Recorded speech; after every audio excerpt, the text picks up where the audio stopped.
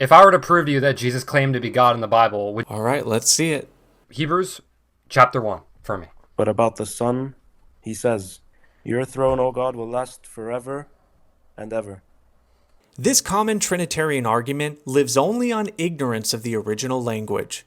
You see, both the Greek and the Hebrew word for God can be used for angels and exalted human beings, not just for Yahweh. So how do we know which way Hebrews is using it? Well, Hebrews 1:8 is quoting Psalm 45, where an exalted human king is called Elohim. This is not abnormal. Even Yahweh calls Moses Elohim in Exodus 7 verse 1. The equivalent Greek word is theos, and even Jesus uses the plural form of theos to refer to human beings in John chapter 10 verse 34. So this proves exactly the opposite. Jesus is called God as an exalted human, not as Yahweh.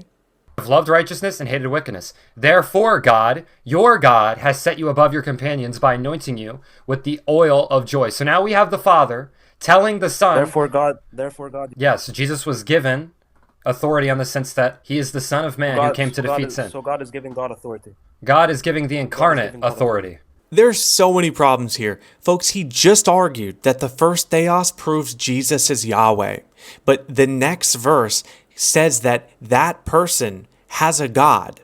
So you're saying Yahweh has a God. That's contradictory. And so he says, well, it's just to the incarnate. Folks, here's the original Greek. Therefore, God, your God, gives no indication this is just to the human nature. He read that into this text because he knows it's a contradiction. Your gods.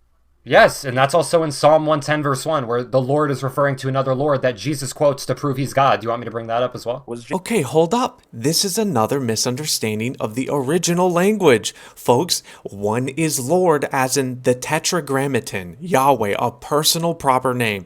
The other is Adonai, which means Lord or ruler or owner. That is not Lord and Lord in the same sense. He is equivocating. Listen, I know we speak English. In the Greek and Hebrew, it's more complex. But at some point, you Trinitarians need to grow and stop using ignorance of these languages as a support for Trinitarianism.